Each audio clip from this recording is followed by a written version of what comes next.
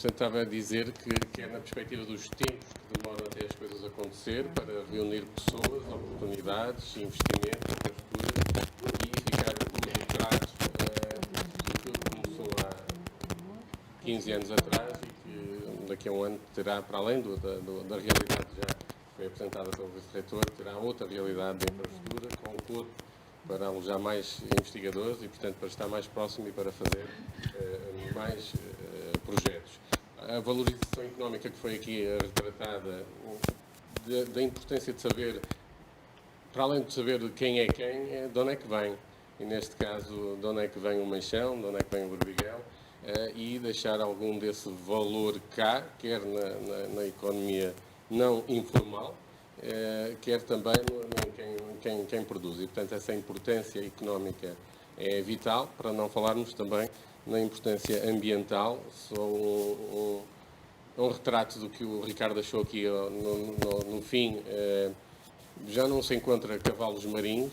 Eu tive a felicidade de estudar no Algarve e quando fiz o meu primeiro mergulho, o primeiro ser vivo que me apareceu literalmente à frente foram cavalos marinhos. A abundância é tal. Agora temos que ir em busca. Já é um fenómeno encontrar os cavalos marinhos, inclusive já há maneiras indiretas de apoiar os projetos de preservação, de conservação do ambiente, adotando cavalos marinhos, não sendo só adotando um panda, e portanto temos muito que fazer nesta área. E a Alicia já está preparada para nos responder em tempo real se será ou não possível detectar biotoxinas. Obrigado, Alicia. Muito obrigada. Muito bom dia a todos. Eu vou apresentar os projetos desenvolvidos no nosso laboratório, o Laboratório dos Sensores Químicos do Departamento de Química da Universidade de Aveiro, a Linguatox e Imagetox. Eu gostaria de começar por enquadrar os nossos projetos nos problemas que nós tentamos resolver. Problemas.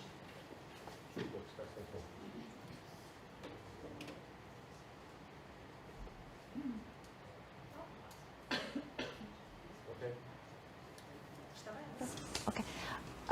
Eu gostaria de começar por enquadrar os nossos projetos então, nos problemas que existem na aquicultura dos bivalves, na apanha dos bivalves. Como se sabe, entre as microalgas existentes no mar, algumas de espécies são capazes, em certas condições, de proliferar, ou seja, criar o que é que se chama proliferação tóxica ou nociva das algas. E entre estas microalgas há algumas espécies que produzem toxinas. Os organismos marinhos, como os moluscos bivalves, que se alimentam por filtração da água do mar, são capazes de acumular estas toxinas. E, embora estas toxinas não são perigosas ou nocivas para os próprios moluscos, os outros organismos que consumem estas bivalves podem ter os síndromes de intoxicações. Por exemplo, alguns animais marinhos e também os seres humanos. Com algumas destas intoxicações podem ser bastante graves, estão estabelecidos os programas de monitorização da decorrência destas toxinas. Também outro problema que requer os programas de monitorização é que a ocorrência das proliferações das algas não é previsível e não é controlável, ou seja, simplesmente acontece.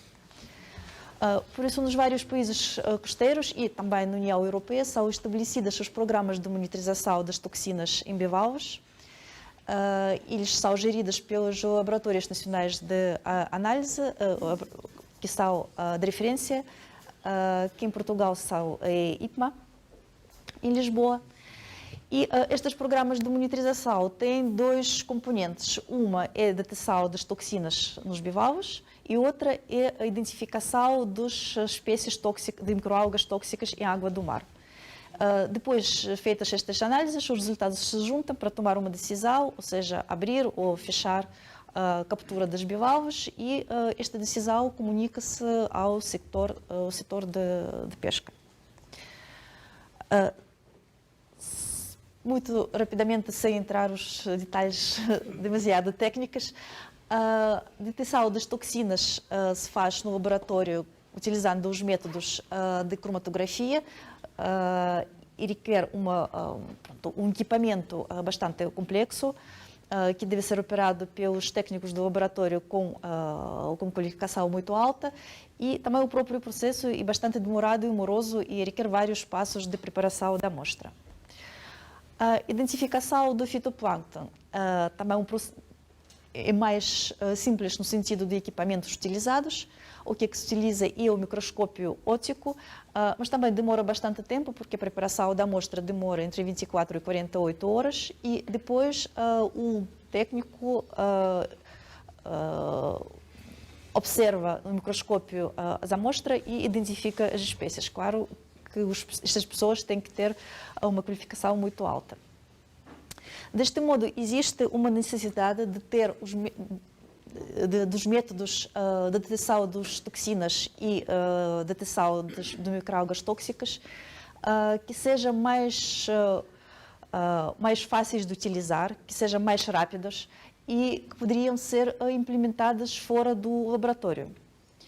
E estes métodos, estas ferramentas poderão ser utilizados como pelos laboratórios que monitorizam, que implementam os programas de monitorização, como os métodos de screening de alarme, e também poderão ser utilizados pelos produtores para gestão mais eficiente do bivalvos. E então, os dois projetos, um no âmbito do PROMAR e outro no âmbito do MAR 2020, intencionavam de colmatar estas necessidades e desenvolver um sistema de língua eletrônica para a detecção das toxinas marinhas e aplicar um sistema hiperespectral para a detecção e identificação de microalgas. LinguaTox, o projeto LinguaTox, então, tinha como objetivo o desenvolvimento do sistema uma ferramenta para a detecção das toxinas de intoxicação paralisante do marisco. Porque nós trabalhamos com estas toxinas, embora os surtos, os episódios de toxicidade por estas toxinas não acontecem com regularidade ou até com frequência na costa portuguesa, os sintomas que eles podem provocar nas pessoas são bastante graves. E se a assistência médica não, em alguns casos, quando a assistência médica não seja imediatamente disponível, até podem provocar a morte. O desafio para desenvolver ferramentas para a detecção destas toxinas há, de facto, vários. Um deles é que isto não é um composto, isto é um grupo dos compostos, que são todos análogos, são todos parecidos, mas mesmo assim têm propriedades ligeiramente diferentes. E neste momento já estão identificados mais do que 50 compostos. Quando nós começámos a trabalhar ainda eram 30, agora já. E este trabalho continua, identificam-se mais compostos e estuda-se a toxicidade deles. Cada espécie de microalga não produz todos os 50 compostos, produz só alguns, só um grupo deles. E depois, este conjunto dos compostos é denominado como perfil das toxinas. Então, estes perfis das toxinas variam conforme a espécie de microalga e também podem variar já dentro do bivalvo por causa da atividade metabólica do próprio bivalvo, ou seja, podem sofrer mais transformações. Obviamente, já foi feita investigação para desenvolver as ferramentas rápidas para a detecção destas toxinas, à base dos testes ELISA com anticorpos, e eles estão disponíveis comercialmente. O problema é que eles não são aplicáveis para a detecção das toxinas que são mais comuns na costa portuguesa. Ou seja, eles podem detectar os outros grupos das toxinas paralisantes e são aplicáveis nos outros países do mundo. Em Portugal, eles foram testados pelo IPMA e eles não respondem porque a maior parte das toxinas presentes nos bivalvos da costa portuguesa são sulfocarbonoil e os testes ELISA não os detectam.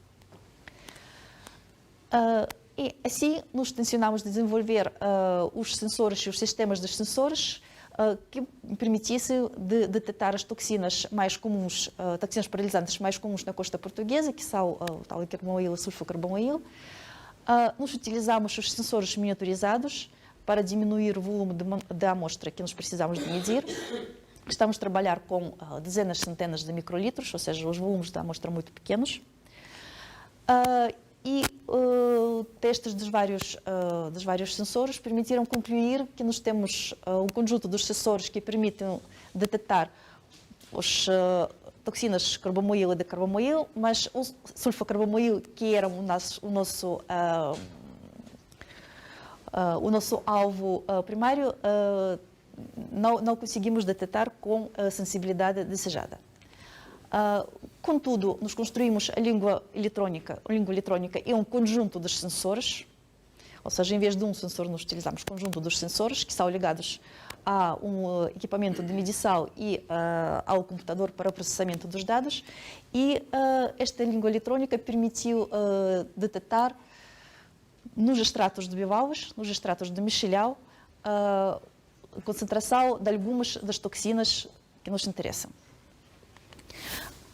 Para resolver o problema com toxinas de sulfocarbamoil, nós desenvolvemos os sensores enzimáticos, os biosensores enzimáticos, que utilizam alguns das enzimas que os bivalves produzem.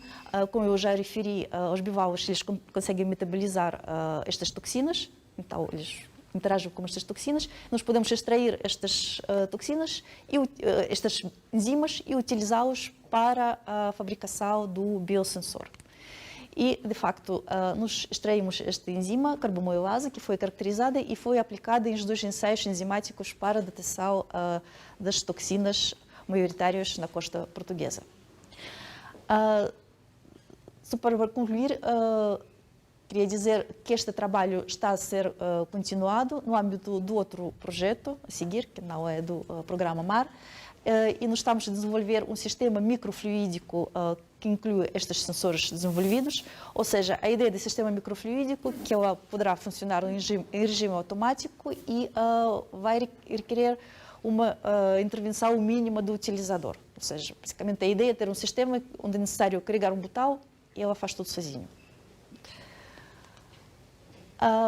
O projeto ImageTox, que estava a visar o problema de detecção e identificação das microalgas tóxicas. Então, tinha como objetivo aplicar para este fim um sistema hiperespectral de imagens. Então, muito rapidamente, vou explicar o que são as imagens hiperespectrais. Esta é uma técnica bastante nova, que apareceu há 20 anos, talvez. Há 20 anos, ela é baseada em técnicas de espectroscopia, mas ao contrário das técnicas de espectroscopia convencionais, onde nós tiramos uma medição por amostra, neste caso as medições tiram-se em vários pontos da amostra, ou seja, nós temos uma imagem da amostra. Se nós pensarmos nos espectros visível, uma imagem normal de cor tinha 3 coordenadas de cor para cada ponto da nossa imagem. Neste caso, nós não temos 3 coordenadas de cor, como RGB ou outras. Nós temos um espectro inteiro. E este método é particularmente interessante para a análise das amostras dos objetos heterogêneos, quando nós temos as áreas e os pontos com composição diferente. Porque tirando uma medição da amostra inteira, poderá não permitir detectar algo que está presente em quantidade pequena. Agora, quando nós temos estas heterogeneidades, com este método, nós podemos conseguir detectar, seja micro-organismos, contaminações, etc.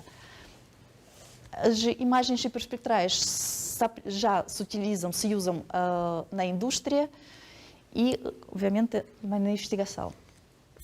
E só para dizer que ainda tens 3 minutos. Ok, já estou quase a acabar. Obrigada. No âmbito deste projeto, nós tentamos então aplicar o sistema hiperespectral para identificar as espécies tóxicas na água do mar, na presença do fitoplâncton normal que está presente na água do mar e tentar distinguir estas espécies de espécies que têm aparência semelhante, mas não são tóxicas. A preparação da amostra era bastante fácil. A parte aqui mais crítica era a cultura das algas no laboratório, depois foi misturada com água do mar e analisada.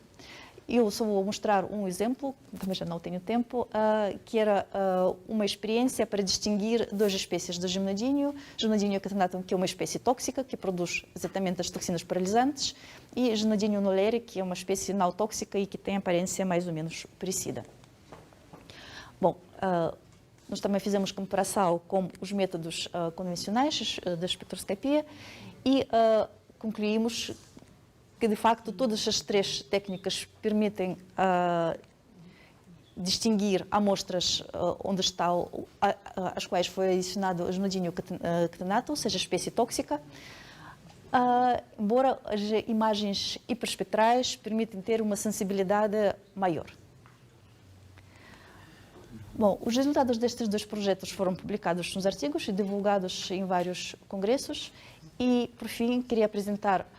Só temos uma foto de parte averense da nossa da equipa dos projetos. E muito obrigada por vossa atenção.